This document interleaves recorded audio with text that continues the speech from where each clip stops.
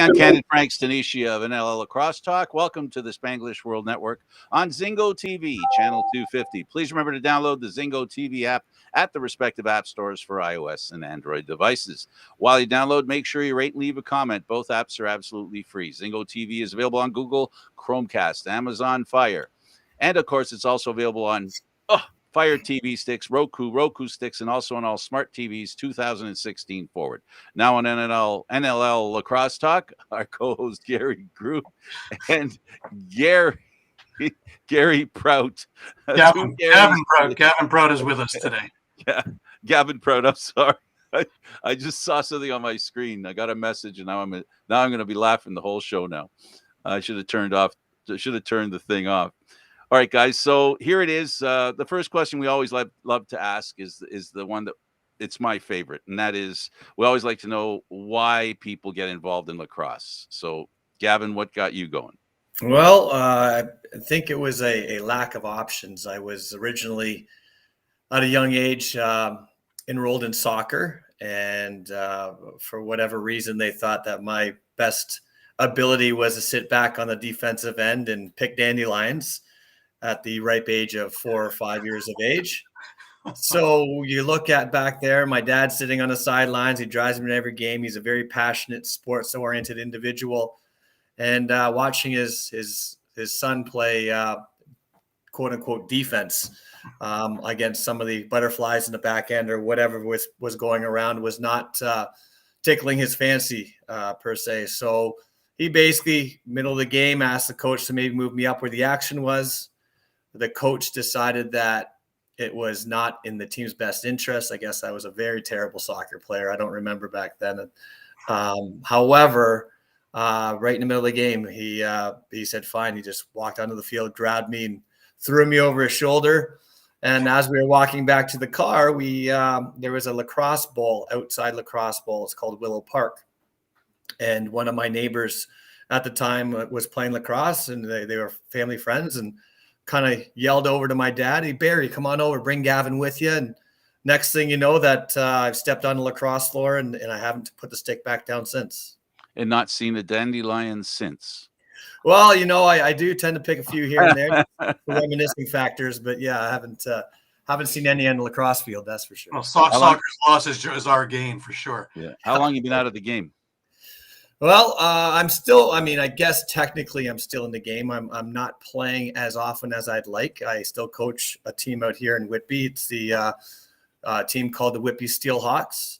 They are basically the feeder league to the NLL. So it's great to see some of the guys that are who have joined the club early in the year and have been picked up in the past couple of years. We've got a lot of guys. We have about 11 guys that in the past 4 or 5 years that have jumped up to the next round. And so you can really, it's really, heartfelt when they reach back out and they thank you for all the things that you've done for them throughout the many years. That being said, playing wise, I think I stopped competitively about 3 or 4 years ago. I think was my last stint in Prague.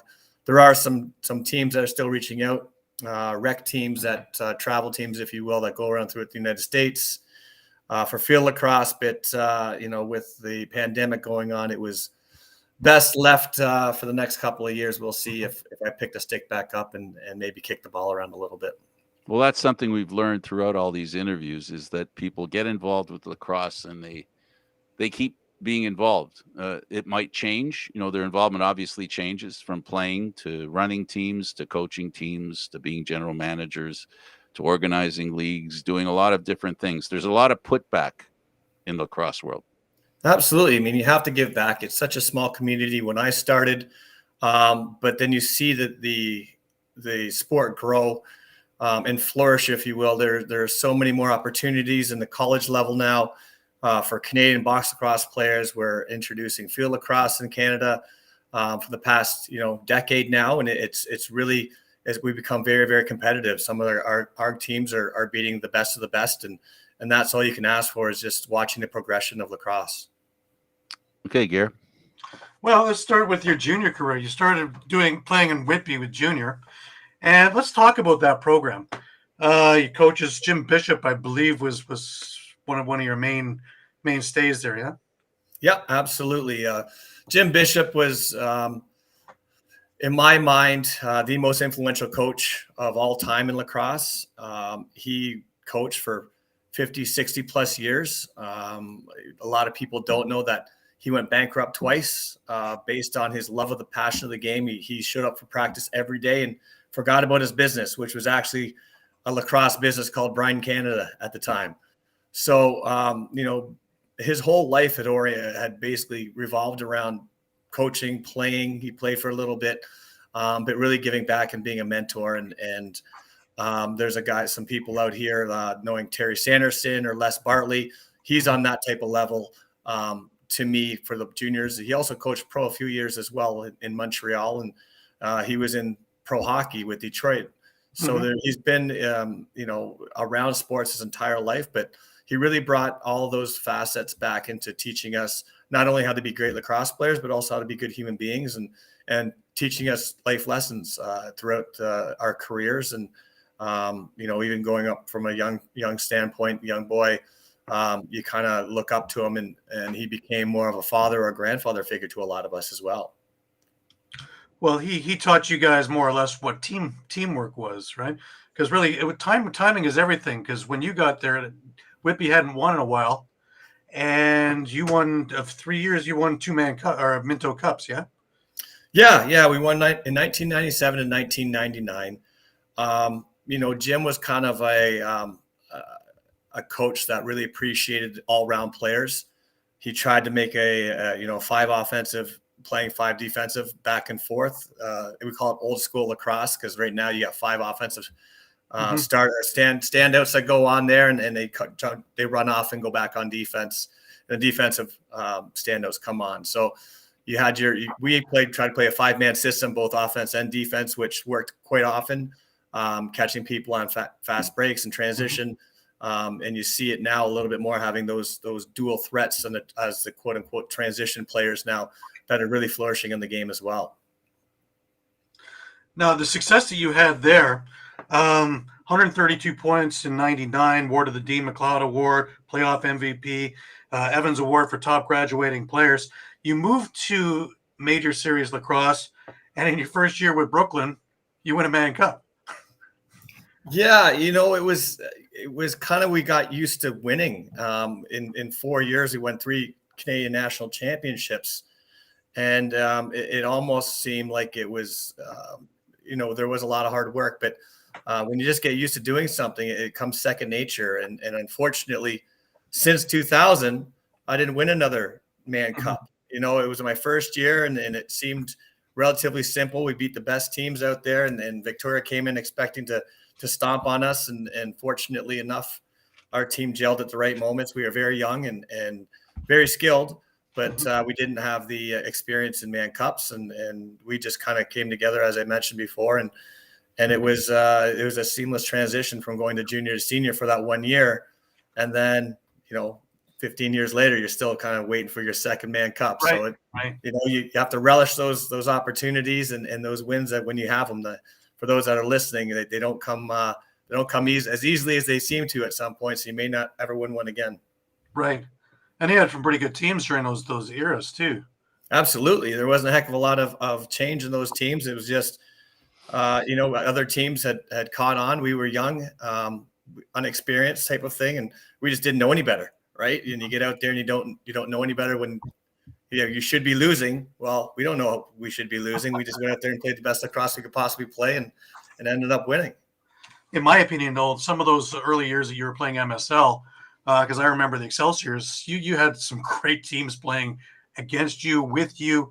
That was some of the greatest lacrosse I ever watched was early 2000s in MSL. Absolutely.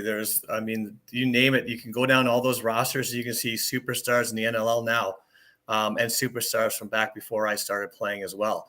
There was never couldn't go to any arena in that particular league, even though it was a small league and it's a hometown league, without seeing just your roster just riddled with individuals that played professional lacrosse or that will be professional lacrosse stars in the future.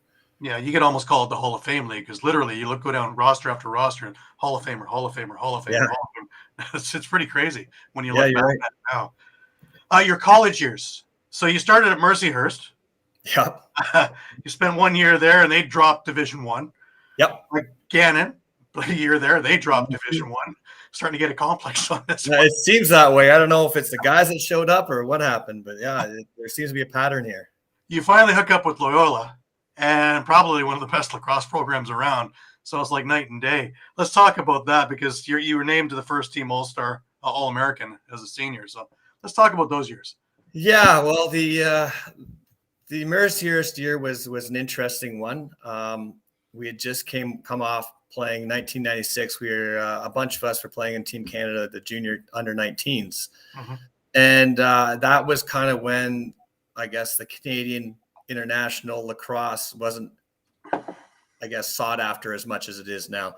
You had your amazing players. You had your Gary Gates and Paul Gates and your Tom Maricheks and John Grant Juniors and, down to Matt Shearers type of thing. But those were the anomalies at the time, where, you didn't get offered scholarships nearly as often as they do now. They're if you were, it was to a D2 or a D3 school, which is still amazing. However, it wasn't what a lot of the people were aspiring to be as lacrosse players. You always wanted to be that Division I athlete, and that's where we came into play.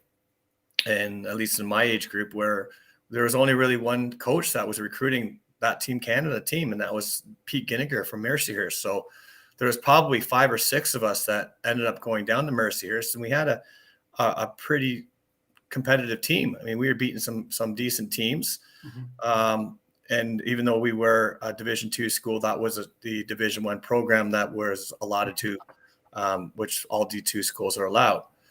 That year passed, and we did. I thought we did pretty well. I can't remember the exact record we had, but it was over 500 for sure. And we were playing teams like Virginia and stuff like that. Not that we were beating Virginia, but we were playing them.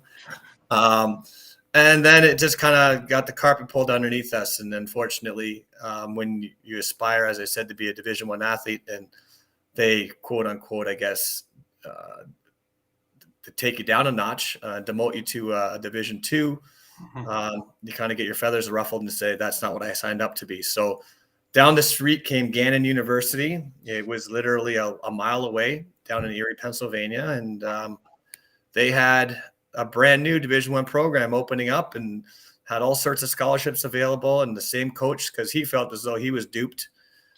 Pete thought he was duped by Mercyhurst, saying they gave him a promise that the program would be a long-lasting one. And I mean, it made sense for them. They wanted to get into a certain conference at Mercyhurst, and the hockey team was going to get them there.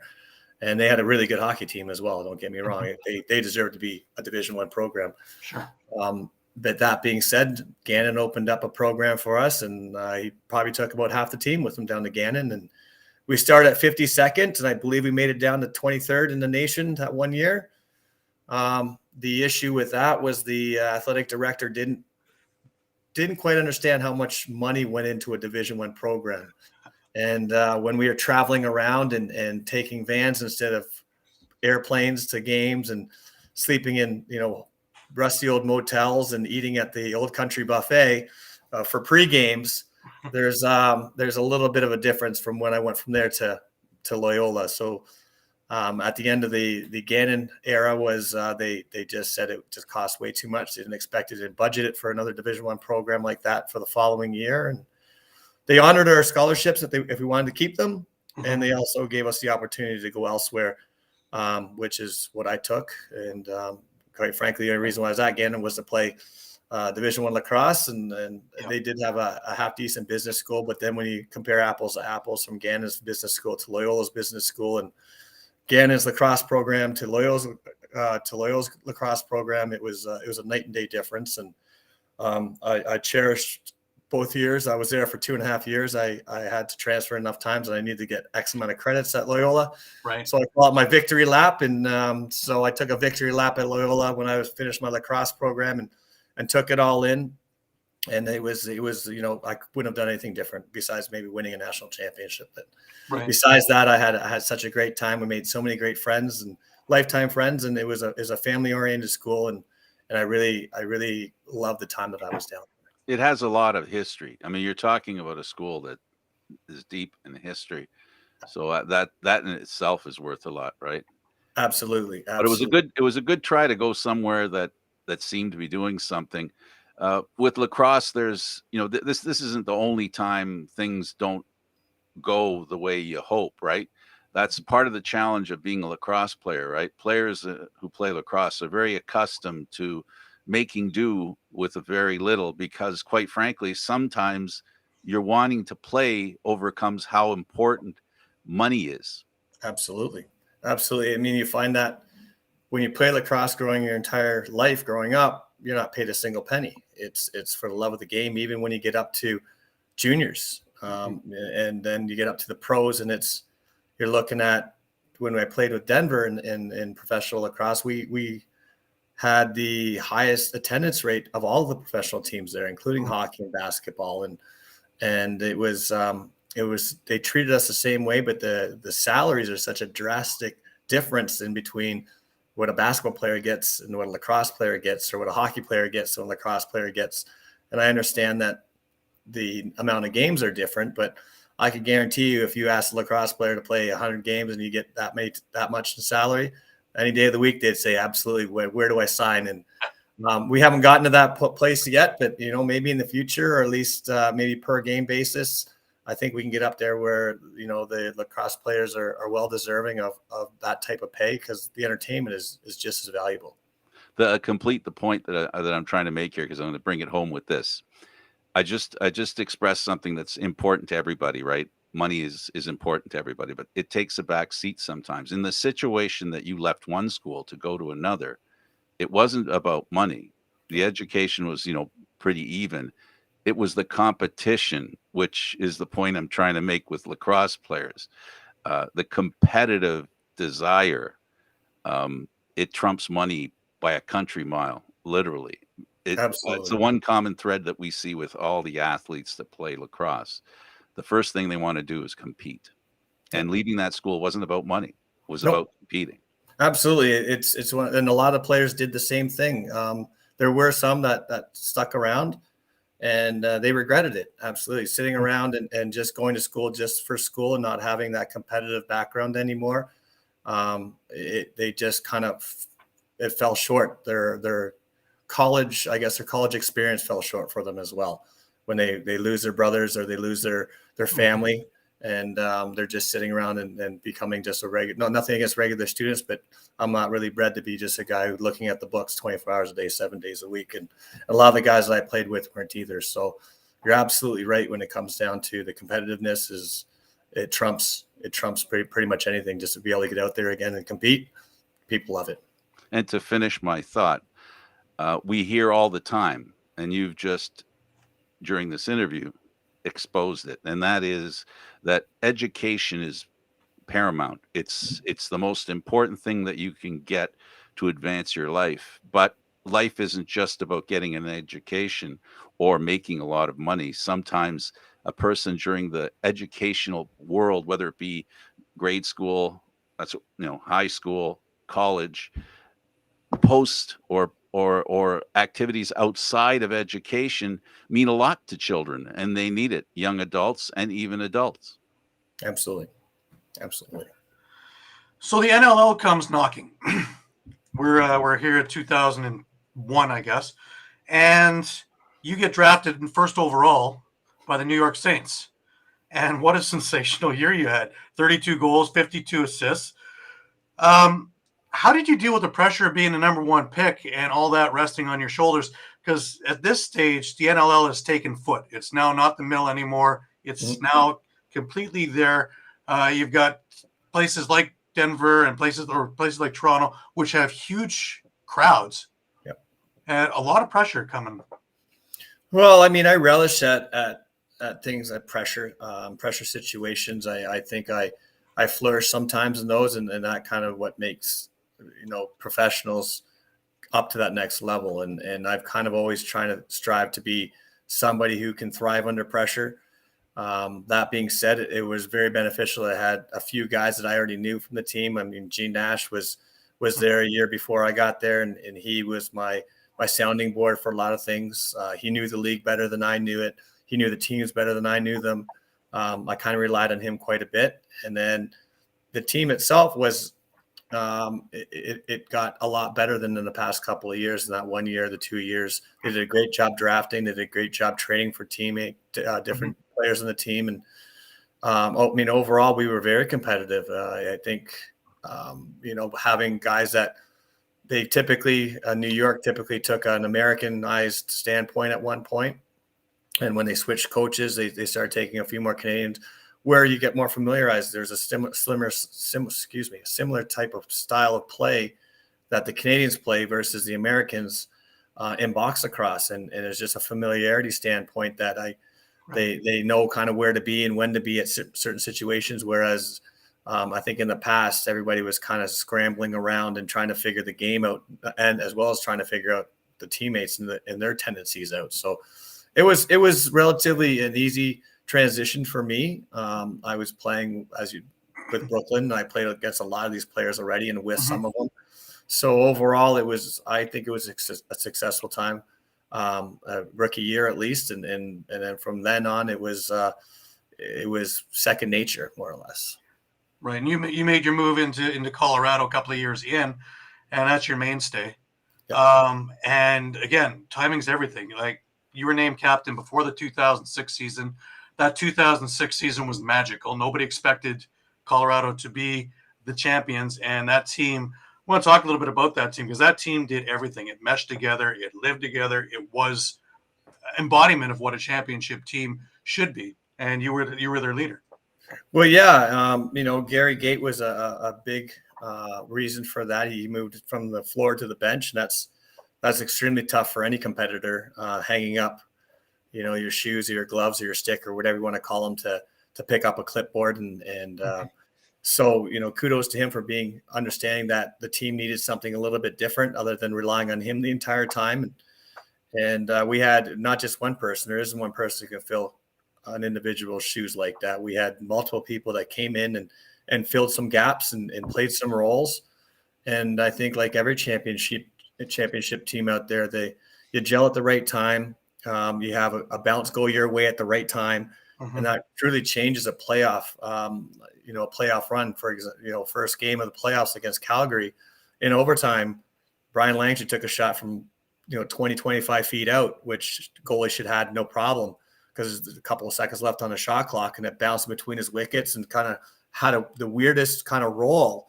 And the spin on the ball alone just allowed to cross the goal line. And that's where we were so elated and realized, hey, man, that's kind of that point where we can do this. And then from there, we played a stellar second game and in the finals. So overall, it was, the guys coming together, really believing in the systems and really believing in themselves and each other. And as you nailed it right in the head, Gary, is we had a family-like orient relationship. Everybody loved each other. It wasn't a fake love. It wasn't he's a teammate, so you got to deal with it. We truly did love hanging out with each other every night that we could, on emails back and forth daily. The atmosphere was truly somebody that you can look back on and really cherish. Right. Now, being in the Loud House, and this is probably when it got its nickname of the Loud House.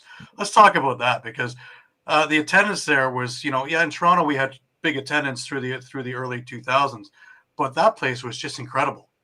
Yeah, they did an amazing job at cross marketing for all the professional sports. I think that's one of the opportunities that they utilized amazingly.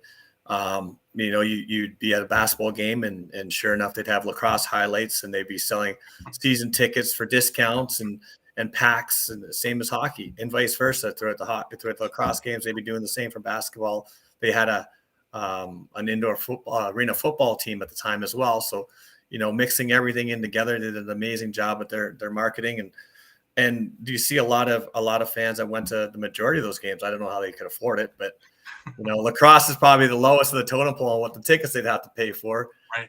But we got all those people that weren't quite sure what lacrosse was, and they got to a game and they didn't necessarily know what all the calls were, or what was a good play and what was a bad play, but they were totally entertained the entire time. It was an entertainment mecca. You had a hot tub, you had fans that were being called onto the floor at all times. You had, t-shirt tosses and blimps rolling around, dropping stuff from above.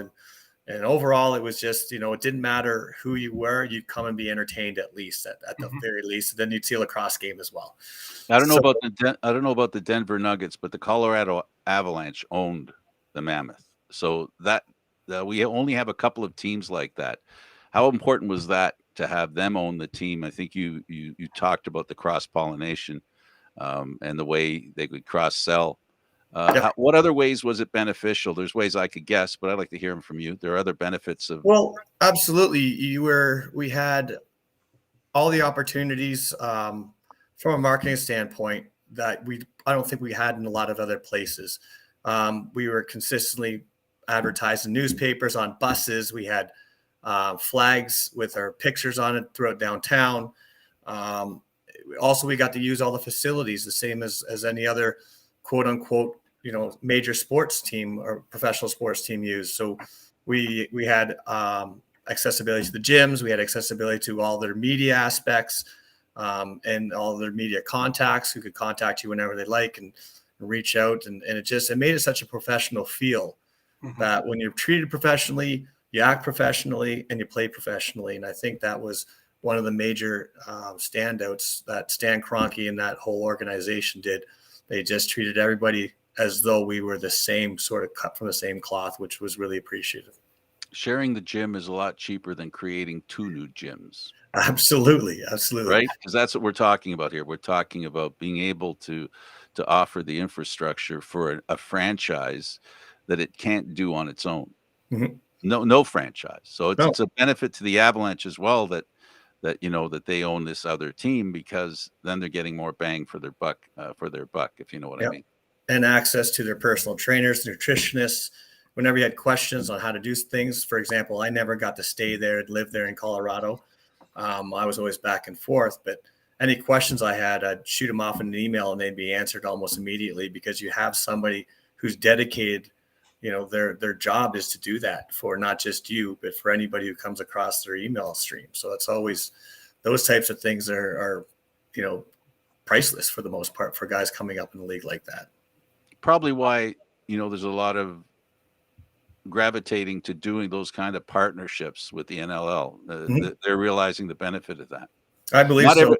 Not every organization can be like The Rock, right? Where you've got a guy who's so dedicated. He does what he does, not on another professional level, but on every level surrounding the game. So he can do that. That's another way, teams are trying to, stretch their budget, raise their income. Yeah, absolutely. The business models, I think, used to be whoever was interested and had the money to kind of afford a NLL franchise, come on board. And that's why you see a lot of teams have defunct or become bankrupt and moved. Unfortunately, that's kind of just the way economy works. If I know there's a couple that are based on the stocks. Well, if the stock market crashes, unfortunately, then the team also goes down along because there's no more income coming in income stream. But I think they got to a point where they had a great business model. They were really attacking those individuals who already own professional teams. They potentially could own their own arenas, and it was just hey, why not? What are you doing with those empty nights instead of doing nothing with them or trying to find somebody to fill the venue? Here's another opportunity, and I think they've gotten really good at focusing on those types of owners, and have been really lucky in getting those types of I guess yeses from the owners as well. Yeah, it's not just about wanting to own a team. It's about being able to own a team, and most importantly, to balance the income against the expense. Absolutely. Right. Now I have a question about you. You played in 6 All-Star games. Now, obviously, we've done away with the All-Star game over the last number of years, give or take. Yeah, 6. Yeah. I count past this, so I gotta start counting my toes. There you go. All right. Well, let's talk about those games, and then the second part of the question is: do you think now that the NLL has the media with TSN, with ESPN, do you think it would be prudent to put those games back in as a showcase to show just how much talent there is? I always enjoyed the All-Star kind of weekends breaks. It got an opportunity to compete with some guys I never competed with, and compete against others that I never competed against. On a more of a friendly level. There were some overheated battles when there was rewards on the table. I think there was I think in Colorado, the winning team got $500 or something like that. It was very nominal price, but the amount of effort that you see the guys running through, they could run through the end boards for $500. It's unreal, putting their bodies on the line. Meanwhile, it's not even the amount of money you're making in a regular game anyways. But yeah, it's always, as I said before, backtracking. It's always fun to go out and see those guys. I don't get to see many guys from the East. I never got to see very many guys from the East, but that's where I'm from. And seeing the Evans brothers and John Grant Jr. again, and some of those guys that I loved hanging out with when we were around together in Peterborough, and even Team Canada's and stuff like that. Now you get to rehash your memory stick, and away you go. And but to answer your question, it would be nice to showcase some of those, even if it's just skills competitions. It doesn't necessarily even have to be the game. There's just guys that make things just look so easy. And then when people actually pick up the stick and realize it's not it's not natural for anybody to catch something 5 feet from their body going at, could be 50 miles an hour to 80 miles an hour. And having a target that's, this big is a little tougher than it looks. But I think it would be a great opportunity for us to at least expose kind of the talent level that lacrosse has nowadays, and even some of the trick shots. That's what really wows people out there now, not just the games anymore, but they like to see breakaway competitions. You look at any of the All-Star games, and you probably have in hockey, for example, you probably have a bigger crowd in the skills competition. Who's the fastest out there? Who has the hardest shot out there? People are not really who won an All-Star game. I don't know. Did the East or the West really win that one? But I think it'll give a good opportunity for us again to get back on the which we are on the main stage right now, but giving a little bit more exposure as well. When it comes to the chicken or the egg, right? When it comes to trick shots, players have to come up with those ideas, and a lot of times those ideas, unless there's a crowd, don't grow. You follow what I'm saying? And absolutely. So you got to kind of figure out in that spinorama where the interest and then the appreciation can work together. I think we learned that in this All-Star game with hockey, and I think that's what you're talking about in lacrosse, right? It's the wow factor. Mm-hmm. Gary's pretty good at tricks too, so maybe we'll see him at the All-Star game. Well, so challenge accepted. So I can't get the sound to work, but I always have my stick handy. Anytime NLL tried it this year in their All-Star weekend, and it went over fantastic. And the skills competition in the middle of the game was again a nice little foray instead of 3 days of doing it. But everybody who came out to the game got that extra bonus. So I think there's a good market for it. I think it would go over great. That's exactly what we were just talking about. Exactly. You got to figure out how to have the players do stuff and frame it in a way that the people see it and then are expecting it. Next year's All-Star game, with what we saw with the hockey, people are going to expect stuff. And then the players are challenged now. And this goes back, of course, to the dunk with the NBA, right? Because that's what we're talking about. You talked about the extra couple of bucks that you earned. We already went over this where it's not about the money, it's about the competition. And the same can be true for the All-Star game and those special tricks that you're talking about. Yeah. So let's talk about Major League Lacrosse. You're going into field lacrosse. And again, 4 championships in 7 years, Baltimore a couple of times, Rochester.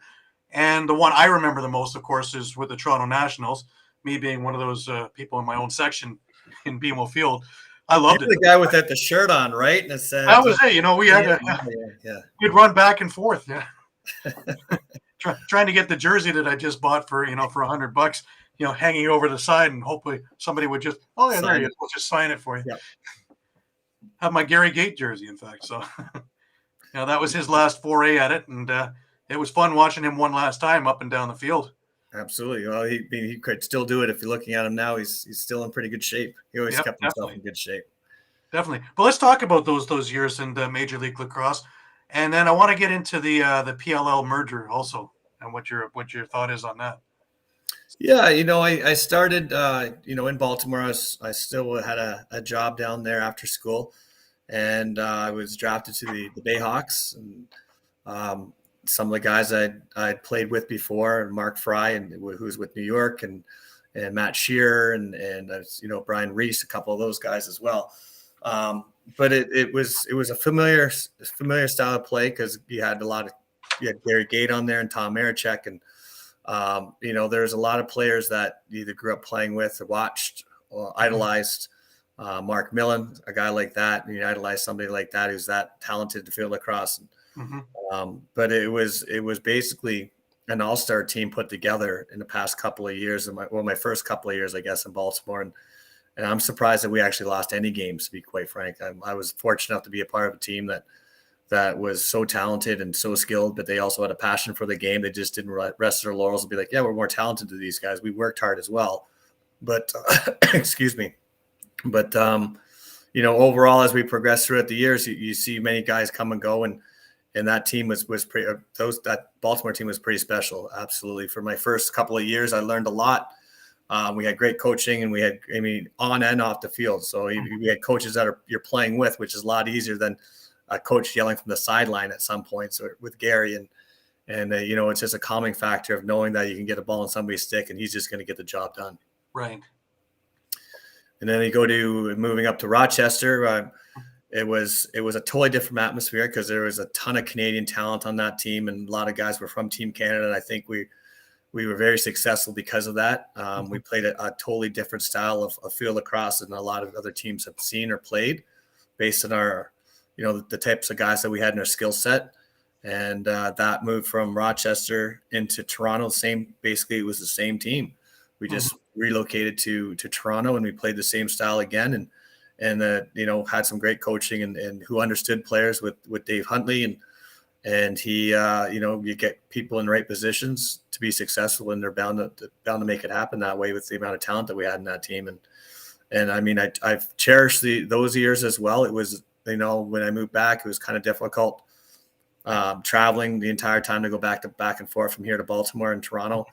But it was a lot smaller league at that point, and now it's definitely grown, and not only in stature, but it's grown in popularity and publicity with the PLL, as you spoke about earlier, and it's going in the right direction, I think.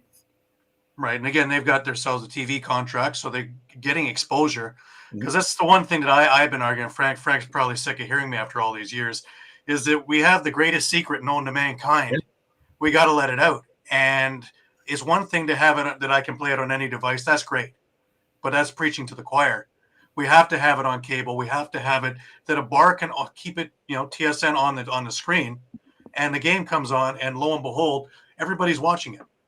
Because the test pattern would be I would have it on my phone, and before I knew it, I look around, and there's 5 or 6 people over my shoulder watching that game. Yeah. And it's that easy to catch on, because who isn't going to love that quick pace, that much action, that kind of contact, everything rolled up into one sport. Yeah, and they finally got it. They finally got it, and they finally got a contract out there. So. You nailed it right there. It's not the people who know about lacrosse that we're trying to entice at that point, right? It's the people that have never seen the game or unfamiliar with it, and look up on the TV at a bar and say, "What the heck is that? Wow, that's look at this!" And then people kind of gather around, and now you've got a fan that never knew he was or she was going to be a fan in the first place. And yeah, absolutely. I think television media is huge. Social media is huge on the PLL guys. I think they really focused really well on that, because the kids growing up are really social media oriented and focused. And it's as I said before, it's definitely going in the right direction. They just have to go at a slower pace. And I think what the MLL wanted to be at, they wanted to blow up real fast. And I think the PLL did a great job at not making home teams, traveling around and giving the exposure to all kind of major markets to see how they pull. And then from there, maybe decide, hey, there was a really good population or fan base in Dallas. Let's start there and see where it goes from there. And that's kind of what they were working on as well. We've heard the story over and over again, where it's not about, I'll just put it this way. Every definition that I've heard from players who became players, whether it's male, female, young, or old, It's they're going by the game, they see it, and then they try it. So that's the underlying thing that you guys are both talking about. If you don't see the game, it can't grow. So Right. there has to be a way to see it. And then I would like to add also, there has to be a way for people to know they can play it as well. Because if you get somebody who plays it, we've discussed this ad nauseum as well, that if you get one person to play lacrosse, you end up with a family and then even friends. And Yep. then you end up with a group of fans. So it's important that the game be seen for what it is. As Gary describes it, the passion that you and Gary feel, the passion that I feel, it's transferable. It does move, and all people need is a chance to see it. So yeah, TV is important. The easier to see it, the better, because people, when they get on their phone to go look for stuff, they're going in one direction, whatever that direction is, they know. So how do you get somebody who that doesn't know the game? So it's by default, it has to be regular television. But I think that the PLL and NLL to an extent now have gotten it, because there's a lot of grassroots and a lot of clinics being started. I know the PLL has clinics all over the place in their off season. So I think that's a great opportunity to start getting young fans, new fans, to try and hook them in, so to speak. Yeah. And if you look at, I'm sure it's the same as what my contracts used to be. There are mandatory appearances that you should be showing up for. And it's not mandatory based on nobody wants to do it, but it's mandatory because they want to grow the game. Right. And as you sign your contract, you're signing on to, I'm going to go and whatever the opportunity is, when the opportunity arises, I'm going to go and help the game grow by going to a high school, by going to an elementary school, by putting on a clinic, by helping out with a camp, by doing whatever I need to do on my free time, and allowing it to, kind of, and I guess, for lack of a better term, spread like wildfire, or like dandelions, right? They spread those like dandelions, and you can go picking later. But it's one of those things that if you can get out there and just spread the news and spread the game, it'll flourish itself, I think. Yeah, it's important as a small community that the people directly involved, like the players, are a part of it.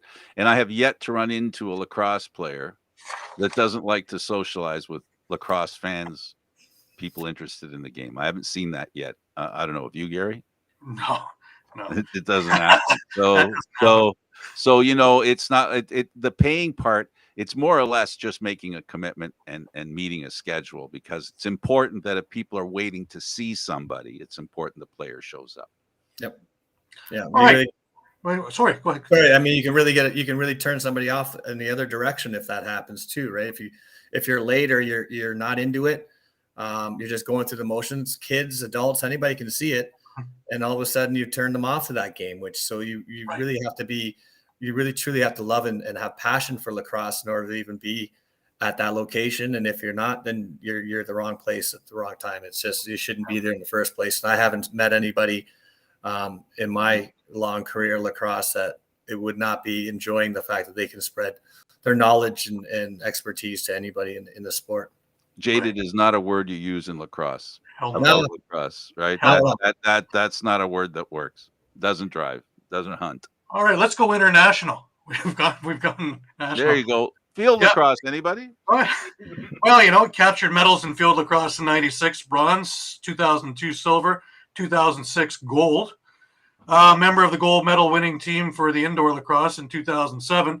Let's talk about some of the Team Canadas that you played for. Yeah, 96 was kind of my putting my toes in the water. We didn't really, as I said earlier on in the interview here, field lacrosse wasn't very big when I grew up. It was, you kind of stuck as many guys who knew the box game together, who seemed to be talented, and pick a position and let them go. So 96, we were lucky to win bronze. I think it was, a bunch of guys that, less lack of a better term, misfits that strapped on. I'd never played with a long pole before in my entire life. And I was put back on defense because I was one of the guys that picked it up and said, "Who needs a defenseman? I'll go. I don't know what's my best option here to make this team." And so we had goaltenders that barely played field lacrosse and goal. They're box lacrosse goalies, so you could just see they're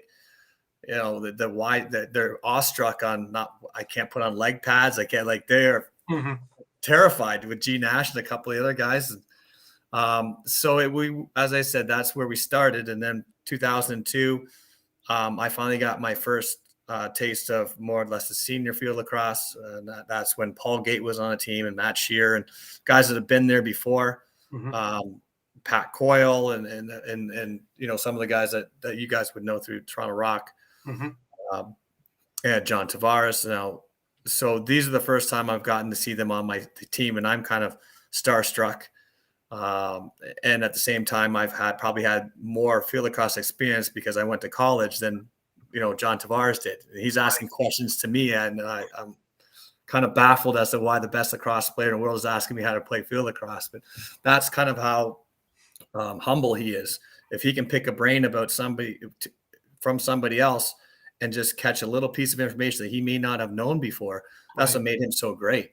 And it was amazing that we were that close to winning gold in that game as well. We had lost I think we lost by 2, and they had a power play goal at the end, and it was kind of an odd back and forth. And then 2000, dating myself, in 2006, everything kind of came together, and finally, for the first time in 28 years, we won our first gold medal. Everyone was elated. We had the best lacrosse team I've been a part of in the field lacrosse up to that point in time.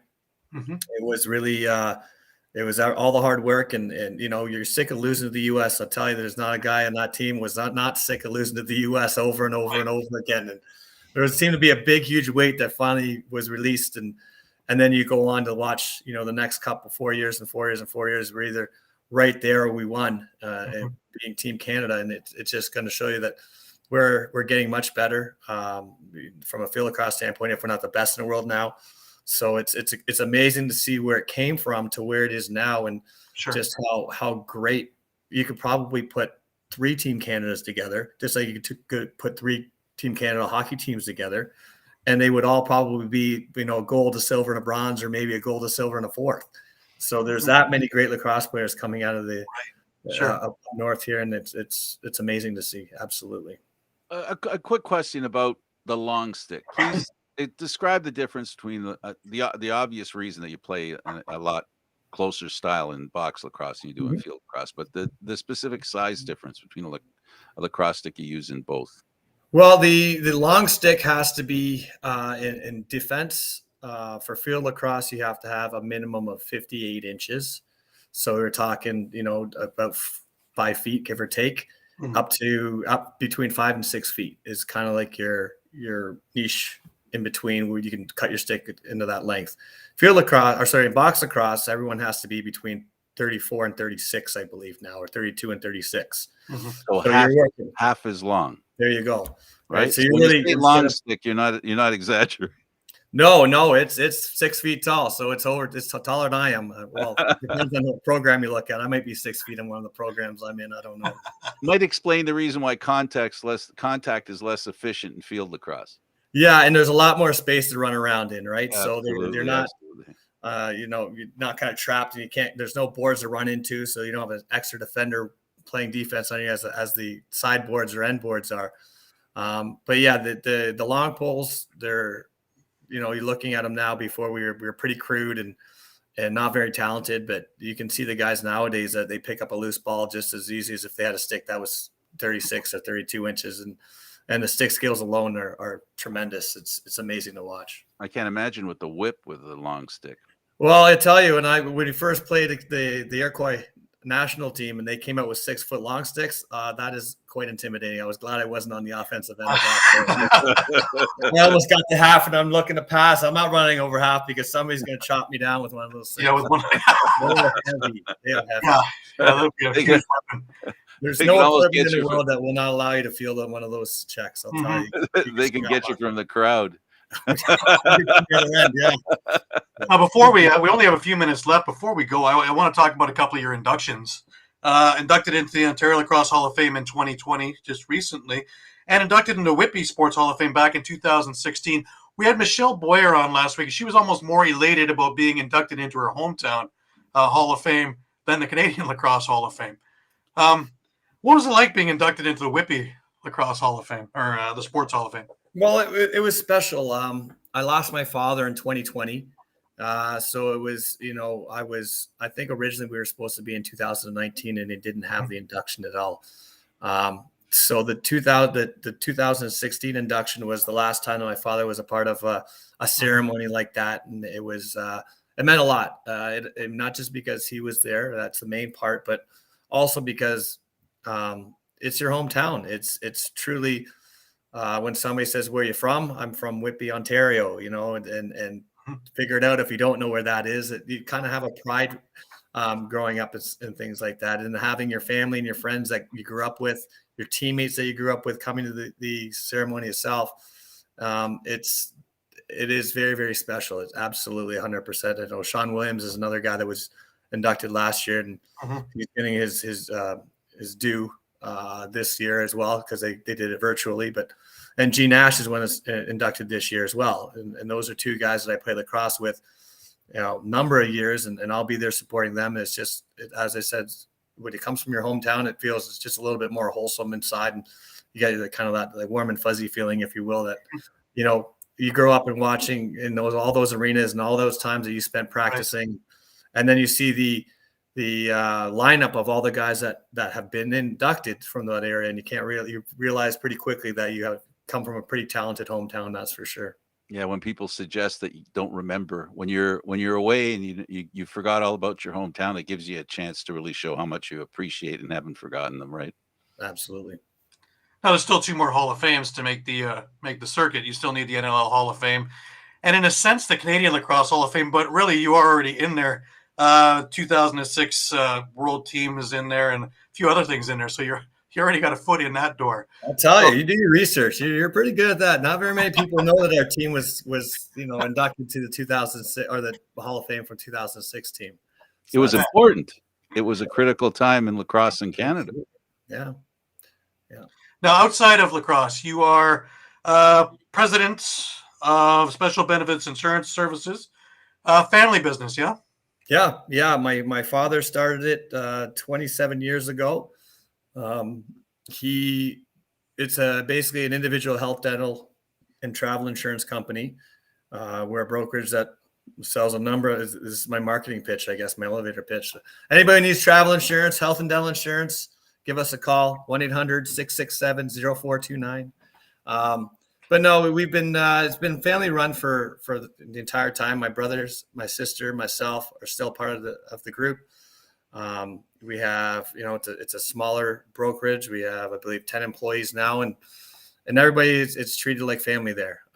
It's a special group, but it's something that I've been doing. This is my 19th year now. I did it while I was playing lacrosse.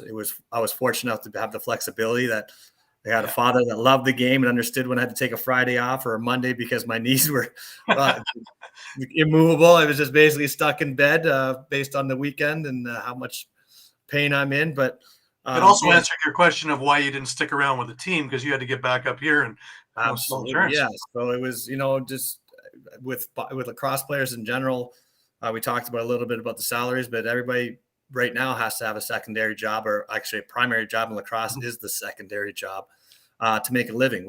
There's just not enough money in it for somebody to have a healthy, I guess you could technically rub 2 pennies together and make a living, but some be more comfortable than others. And this was an opportunity that I graduated in my business administration and marketing and international business degrees. And I brought something to the table that my dad and his partner didn't have. So it was kind of an easy fit, and it's been great. Obviously the pandemic has hurt a little bit on the travel insurance standpoint, but people are looking to coming back and doing their thing there. You should be pretty busy in the next little bit, I think. Let's hope so. Yeah, let's hope so. And the more restrictions that are taken out, lifting daily. I might not have the data to back it up, but I think if you drop a couple of cards to the opposition when you were playing, I don't know if it would have been a suggestion that maybe they might need some dental work later. It could be. Yeah. But really, honestly, I mean, that's a group of people that can use your business, right? I mean, yeah, we have pitched the NLL for travel insurance as well. When you're not on the floor, people get injured regardless, walking off down the street and rolling their ankle on a curb. You never know, those types of things happen, and it's it's always nice to have a backup plan. Well, I really want to thank you for taking the time. This hour went by just like absolutely like that. So it's only 30 minutes. We got 30 more, don't we? Well, we can have Obviously, take two math shows is or not your more. Don't worry. strength. We can- Part two. I really appreciate it, guys. I appreciate your time and all your research you've done, and obviously your passion for what you do here, and spreading the word about lacrosse and spreading the word about sports in general is important. And thank you for having me on here. It's totally our pleasure. Our pleasure. Okay, Gary, thanks a lot, buddy. Thank you very much, Frank. Again, it's always a pleasure to talk lacrosse. Okay, for Gary Groob and Gavin Prout, I'm Candid Frank Stanisci. Thank you for watching NLL Lacrosse Talk, seen live Thursdays at 4 p.m. This show can also be heard on the Spanglish World Radio Network.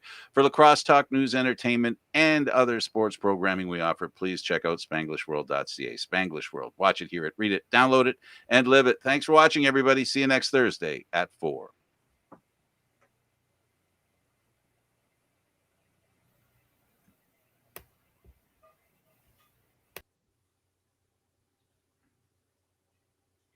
I guess we're still here, eh, Gary? We are still here. Isn't that something? Gavin's taken off, but man.